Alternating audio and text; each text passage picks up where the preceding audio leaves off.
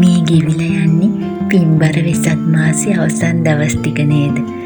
ඉතින් මේ මාසේ ඔයාලා ගොඩාක් පින් දහම් කටයුතු වල යෙදෙන්නේ නැතිනේ. ඉතින් මමත් මට පුළුවන් විදියට පුංචි පින්කම් ටිකක් කරගත්තා. ඉතින් වෙසක් මාසේ වෙසක් සතියම වෙන්න ඕනේ අපිට පින් කටයුතු කරන්න. ඒ කොහොම වුණත් ඉතින් අපි වෙසක් සතිය ගොඩාක් පින් දහම් කටයුතු වල යෙදෙනවානේ. සමහර අය දන්සල් දෙනවා, දානමාන කටයුතු කරනවා. ඉතින් ඒ හැමදේම හැමෝම එකතු වෙලා කරන දේවල්නේ. ඉතින් මට හිතුණා මේ පාරේ ඉන්න අසරණ සත්තුන්ට කෑම ටිකක් හදන් ගිහින් බෙදන්න ඕන කියලා. ඉතින් මං මේ පාරේ ඉන්න බල්ලන්ට කෑම හදාගෙන ගෙනිච්චා. මේකේ මතක සටහන් ටිකක් තමයි මං ඔයාලට අරගෙන ආවේ. ඉතින් බලන්නකො මම මේ කරපු වැඩේ කොහොමද කියලා.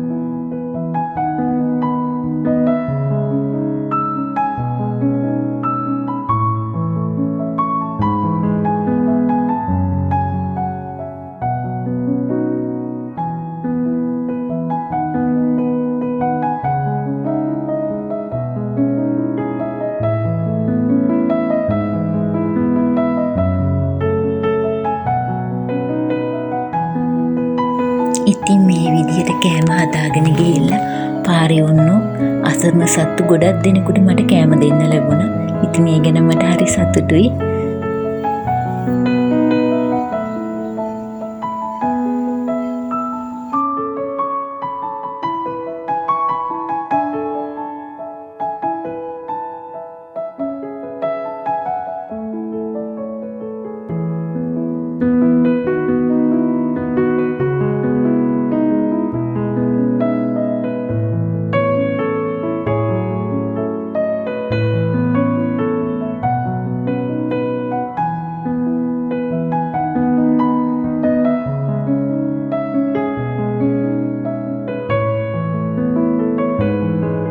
ඔයාලා වෙසක් එකට කූඩු හදන්න නැති නේද?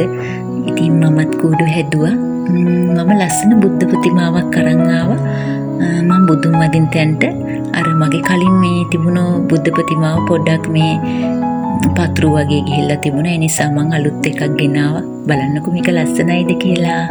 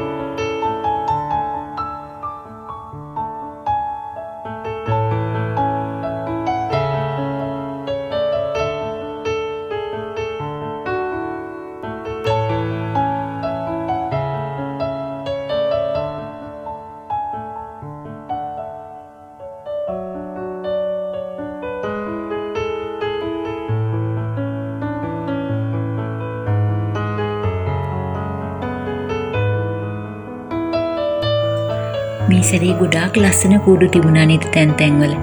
තොරණුත් එහෙම තිබුණා ලස්සන ඒවා. ඉතින් මාත් පුළුවන් ඒවා බලන්න ගියා. ඔයාලත් යන්නේ නැති නේද? ඉතින් අපි වෙසක් මාසේ විතරක් නෙමේ පුළුවන් හැම වෙලාවෙම අනුන්ට උදව් කරමු. අහිංසක සත්තුන්ට පුළුවන් විදියට කෑම බීම දෙමු. වචනකින් හරි කෙනෙක්ට හිතට සතුට දෙන්න අපි උත්සාහ කරමු. අනුන් සතුට කරොත් අපිටත් ඉබේම අපේ හිතවලට සතුට ලැබෙනවා. ඒක මම හිතන දෙයක්, මම විශ්වාස කරන දෙයක්.